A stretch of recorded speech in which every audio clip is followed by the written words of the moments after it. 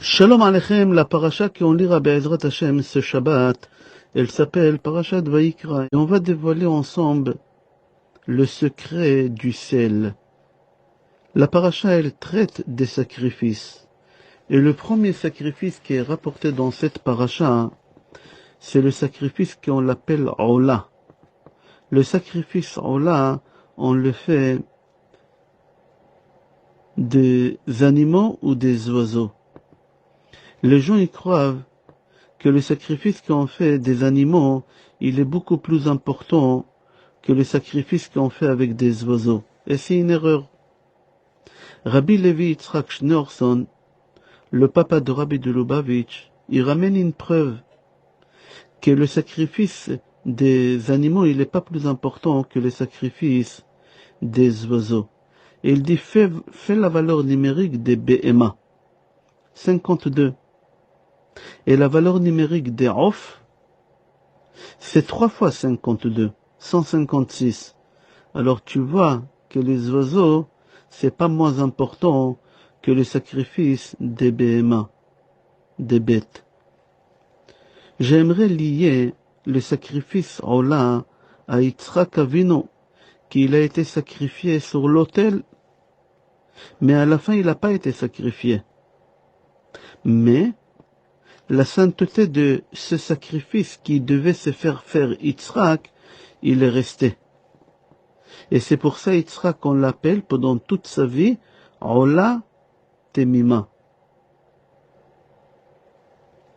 Rashi aussi il dit dans Parashat Toldot, dans chapitre 26, pasuk 2, que Hachem il a interdit à Yitzhak de quitter Eretz Israël. Hachem il a dit à Yitzhak, toi tu es Ola Temima. Et toi, tu ne peux pas sortir à l'étranger. Yitzhak, il n'est pas sorti à l'étranger. Abraham, il est sorti à l'étranger. Yaakov, il est sorti à l'étranger.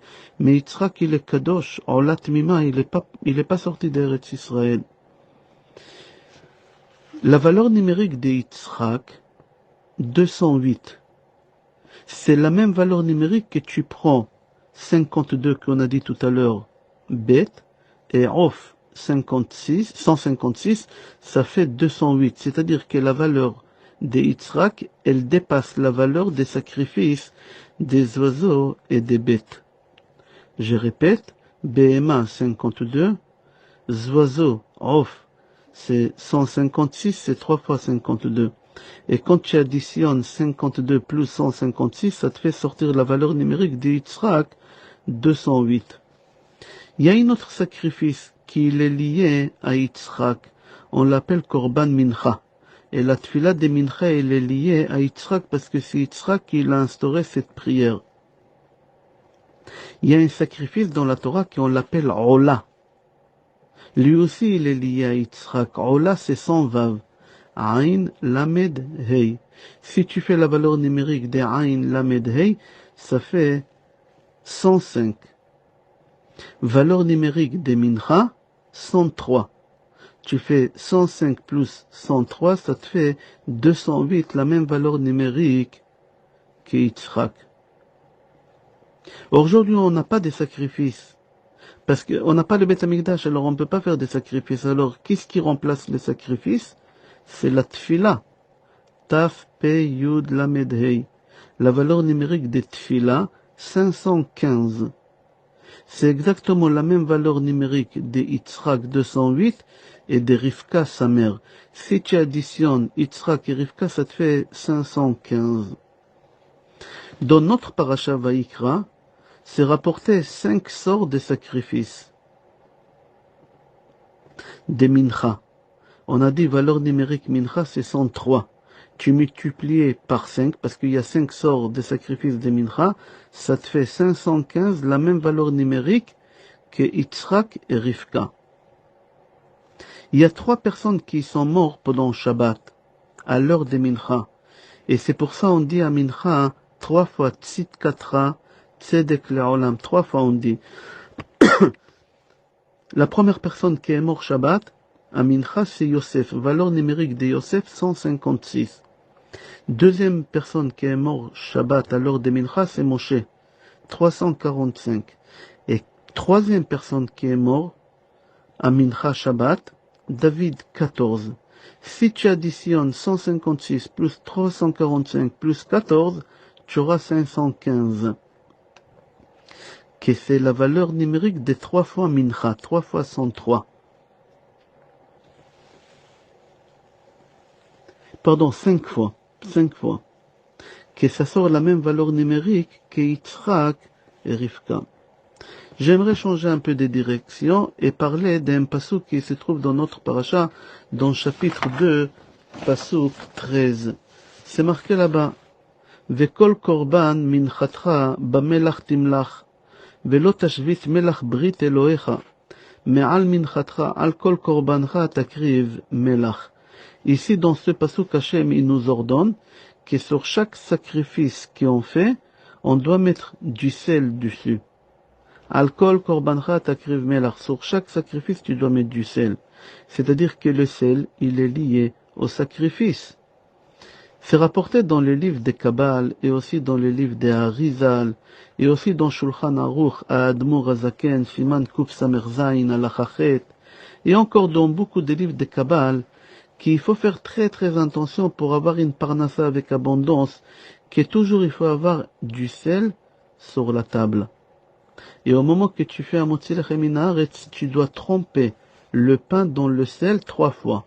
Comment tu écris sel en hébreu? Melach, marque, mem, la metret. Et il faut tremper le pain. Comment tu écris le pain? Les mêmes lettres que melach, lechem, la metret, mem. Tu dois tremper 3 fois. Pourquoi 3 fois? Parce que dans le passouk que j'ai cité tout à l'heure, c'est marqué 3 fois le mot melach. La valeur numérique des melach, 78. Aussi la valeur numérique du pain, lechem, 78. Alors si dans 78, tu trouves 3 fois le nom de Hachem, 26. Tu fais 26 fois, 3 fois 26, ça te fait 78. Et c'est pour ça on trempe le pain 3 fois dans le sel. Et si tu te trouves dans un endroit où il n'y a pas du sel, et tu as fait un motzi lechem min haaretz, alors tu trempes le pain dans les miettes qu'il y a, dans les miettes du pain qu'il y a sur la table au moment que tu as coupé, il y a des morceaux de pain qui ont tombé, des miettes, tu trempes là-bas. Pourquoi? Parce que le pain, il a la même valeur numérique et les mêmes lettres que melach, que le sel. Et comme ça c'est rapporté dans Kaf HaChaim, et comme ça il avait l'habitude de faire aussi le Rabbi de Lubavitch quand il n'avait pas du sel à table. Si tu joues avec les lettres des melach, tu bouges les lettres, tu peux arriver à cholam, chamal, mochel. Je répète, cholam. Cholam c'est une voyelle. C'est la voyelle la plus haute parmi tous les voyelles qu'on a. Tous les voyelles, ils sont en bas. Et cholam, c'est la lettre la voyelle la plus haute, elle est en haut. C'est-à-dire à travers la netilat yadayim que tu fais, et à motzi lechem que tu fais, et que tu te trompes le pas dans le sel, et qui se trouve sur toi, et qui se trouve sur ta table pendant Shabbat, alors tu vas monter spirituellement et matériellement. Et c'est pour cela, c'est très important d'avoir sur la table, non-stop, depuis que Shabbat rentre, jusqu'à la sortie des Shabbat, du pain et du sel. Même quand tu vas dormir, tu débarrasses la table, tout, tu laisses du pain et du sel en permanence, c'est important. Pourquoi? Parce qu'aujourd'hui, on n'a pas le Beth Amikdash. Et la table où on mange, c'est comme l'autel où on faisait les sacrifices. Et grâce à ça, à Kadosh Baruch Hu, les mêmes lettres que Lechem ou Melach, Chomel, Chet Mem Lamed, Kadosh Baruch Hu, il aura de la pitié sur toi. Mochel, même Chet Lamed, Kadosh Baruch Hu, il va te pardonner sur tous les péchés, il va te donner la parnassa en abondance. Melach, même la maîtrette, ça veut dire aussi malach. Malach, en français, ça veut dire marin ou navigateur. Pourquoi les marins, on les appelle en hébreu malach, avec chet? Parce que le sel, il vient de la mer. Et lui, il navigue des bateaux sur la mer. Et la mer, l'eau de la mer, c'est du sel. Mis à part ça, dans le passage qu'on a lu tout à l'heure, Vekol korban minchatra bemelach timlach, velo tashvit melach brit, il appelle le sel melach brit. il appelle le sel Brit Mila. Quel est le lien qui est entre la Brit Mila et le sel? Le papa de Rabbi de Lubavitch, le Gaon Rabbi Levi Yitzhak Schneerson, dans son livre Torat Levi Yitzhak, dans page 374, il explique, il dit, coupe le mot Melach en deux. Même Lamed et plus loin Chet. Ça te fait mal Chet. C'est-à-dire que la Brit Mila, on l'a fait au 8e jour. Le 2e jour de la création du monde, lundi, Akadosh Baruch Hu, il a divisé les eaux. Il y a une partie des eaux d'ici sur terre, il a fait monter au haut, ça s'appelle Shamaim, en hébreu ça veut dire Sham, Maim, là-bas il y a de l'eau. C'est-à-dire qu'Akadosh Baruch Hu, il a pris l'eau qui était sur la terre, il a divisé en deux, il a laissé les océans, une partie ici, et une partie il a pris à côté de lui, en Sham Maim, dans le ciel, à côté de lui. Et ça s'appelle Maim Ha'elyonim ve Maim Ha'tartonim, les eaux d'en haut et les eaux de bas. Quand Hachem il a fait cette chose-là, le Zohar HaKadosh dit que les eaux d'en bas, ils ont commencé à pleurer. Et ils ont dit à Hachem, pourquoi tu nous as laissés en bas? Nous aussi on veut monter à côté de toi, être en haut. Alors la mer, qu'est-ce qu'elle fait? Il y a des vagues. Pourquoi il y a des vagues? Parce que la mer, l'eau, elle veut monter en haut, elle veut sauter. Et elle fait beaucoup de bruit. Elle pleure la mer, elle veut monter en haut. Mais HaKadosh Baruch Hu, il la bloque, il la laisse pas monter en haut. Comme ça il dit le Zohar HaKadosh. Mais HaKadosh Baruch Hu, il a consolé les eaux d'en bas. Pourquoi? Hachem il aura dit dans notre pasuk, avec les eaux d'en bas, la femme elle s'est purifiée. Avec les eaux en bas, on fait Netilat Yadayim et on fait la bracha. Et HaKadosh Baruch Hu, il a promis aux eaux qu'ils ont resté ici en bas, dans notre paracha, Al Kol Korban Yakrivu Melach. Sur chaque sacrifice, on va mettre du sel. C'est quoi le sel? C'est de l'eau de la mer, l'eau d'en bas. N'oublie pas que pendant la fête des Sukkot, on versait de l'eau sur les sacrifices. Et on appelait ça aussi Simchat Bet HaShoeva, c'était quelque chose d'extraordinaire à Sukkot. C'est-à-dire que notre paracha à nous, elle nous lie directement à Sukkot, et que cette paracha aussi, on la lit veille des Pesach, on est veille des Pesach, Be'ezrat Hashem, on est une année bissextile, dans un mois à peu près, un peu plus, ça va être Pesach. Pourquoi? Parce qu'à Sukkot, tout on fait avec l'eau. Les 4 espèces, il faut qu'ils poussent dans l'eau. À Sukkot, il y a de la pluie qui elle tombe. À Sukkot, on faisait Nisuch HaMaim. On faisait Simchat Bet HaShoeva ou Bet HaMikdash.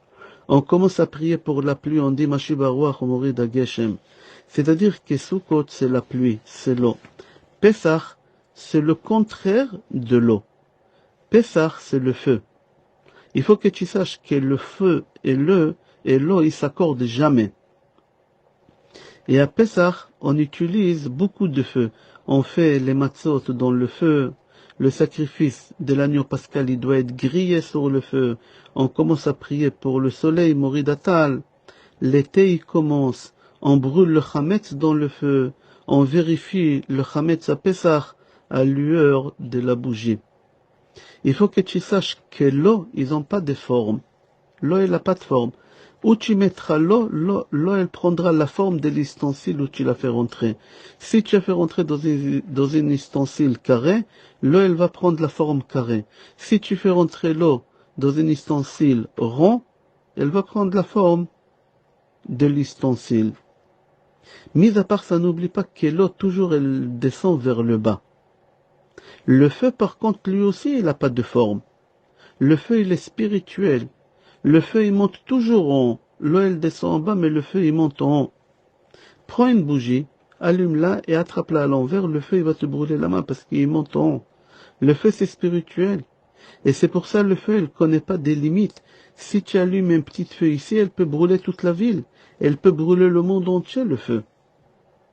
Souviens-toi, Saddam Hussein, quand il a brûlé les puits de pétrole, qu'est-ce qu'on a fait? Je répète, la fête des Sukkot, c'est de l'eau, la fête des Pessah, c'est le feu. Ça veut dire quoi?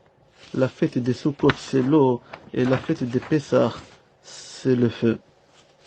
Il faut que tu saches que les nations, Bnei Noach, on les a comparées à l'eau. C'est rapporté dans le Tanakh, et surtout dans Shir HaShirim, Maim rabim lo yochlu lechabot et ahava. C'est-à-dire que Maim rabim, c'est les nations, ils essayent de nous éliminer, ils essayent d'enlever l'amour que Hachem il a vers nous, et que nous on a vers Hachem, jamais ils arriveront à faire cette chose-là. Mis à part ça, c'est marqué Mikolot Maim rabim. C'est-à-dire quoi Mikolot Maim rabim? Les nations, ils essayent de nous éliminer, de nous faire peur. C'est ça qui est marqué dans le Tanakh. C'est-à-dire que les nations, on les a comparées à l'eau. Une des raisons pourquoi. Est-ce que tu peux dire l'eau en singulier? Non. C'est qu'en pluriel. Maim. Même une goutte d'eau, on l'appelle maim. Même tout l'océan, on l'appelle maim. Le feu, par contre, c'est à l'envers. Tu peux pas lui dire en pluriel. C'est qu'en singulier. Pourquoi? Parce que l'eau, c'est les nations. Ils sont divisés. L'eau, ça divise. Mais par contre, le feu, ça soude. Alors l'eau, c'est les nations, et le feu, c'est le peuple juif. Viens voir. Esav, il rencontre son frère Yaakov. Et il lui dit, Achi, yesh li rav. Mon frère, j'ai beaucoup. C'est-à-dire, on est beaucoup. On est séparés, on est beaucoup. Je suis haut.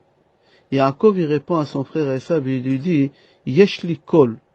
C'est-à-dire, je suis un seul et ça me suffit. On est unis. L'union, c'est la force. On a l'union Ardout. Echad, c'est Ardout. C'est-à-dire que nous, on est le contraire des nations du monde. Eux, ils sont divisés et nous, on est unis.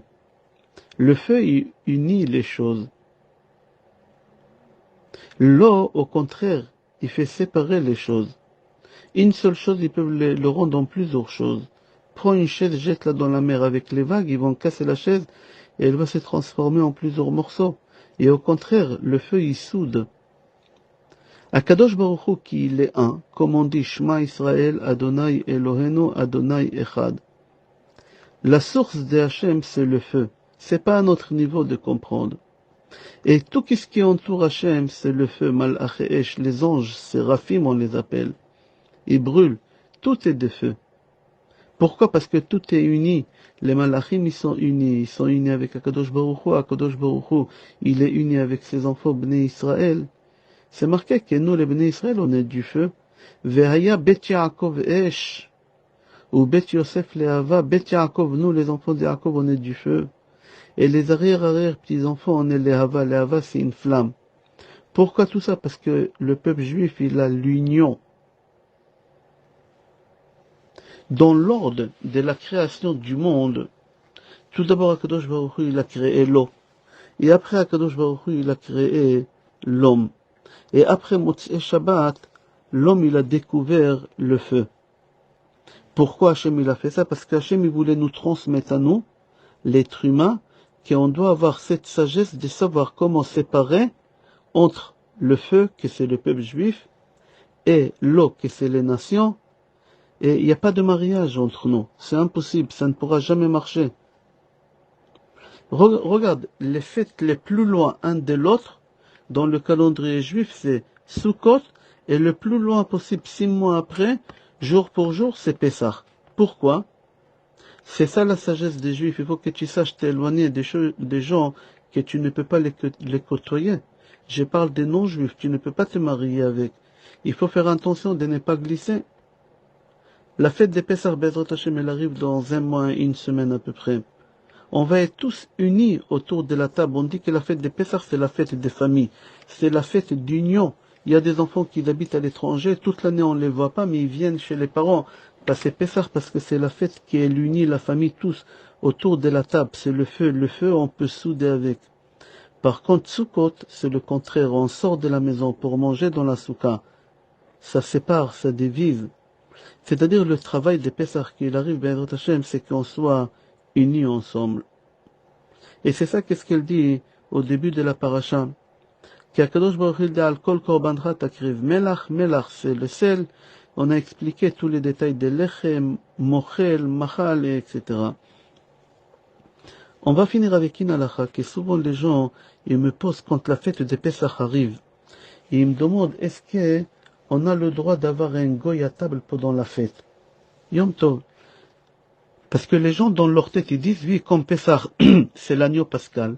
et l'agneau pascal, un étranger, il n'a pas le droit de manger, alors certainement qu'on ne peut pas avoir un étranger à table de Pessah. Alors il faut que tu saches, c'est faux et archi faux. On n'a pas le droit de voir un goy à table pendant toutes les fêtes de Yom Tov, pas que pendant la fête de Pessah. Pendant toutes les fêtes de Yom Tov de toute l'année. Regarde dans Shulchan Aruch, Siman Taf Kuf Yud Bet, Seif Aleph. C'est marqué là-bas que toutes les fêtes de Yom Tov, on n'a pas le droit d'avoir un goy à table. Pourquoi? C'est rapporté la raison dans Gemara Betsa, page Chaf Aleph Amud Bet, des craintes que tu seras amené à cuisiner pour le goy pendant Yom Tov. Tu as le droit de cuisiner pendant Yom Tov pour toi, pour ta famille, mais pas pour les étrangers non-juifs. Alors si tu as des non-juifs qui viennent à ta table Shabbat, il y a une crainte que tu vas être amené à cuisiner. Alors c'est pas que Yom Tov de Pessah, c'est tous les Yom Tov de toute l'année. Mais par contre, Shabbat, tu ne seras pas amené à cuisiner Shabbat, parce qu'on sait tous que c'est pas possible. Alors Shabbat, tu as le droit d'avoir un goy à table Shabbat. J'ai fini avec une halakha de Rav Shlomo Auerbach, Zatzal, dans son livre Shulchan Shlomo. Il dit, si c'est un seul goy, tu peux l'avoir sur ta table pendant Yom Tov. Pourquoi? Parce que, en général, quand on cuisine pas juste pour 3, 4, 5 personnes. On cuisine toujours un peu plus. Alors, il n'y a pas un risque que tu seras amené à cuisiner Yom Tov pour un seul goy. Mais si c'est deux, tu n'as pas le droit de les avoir à table pendant Yom Tov. On va s'arrêter là. Je te souhaite bracha ve'atzlacha, besorot tovot et kol tov.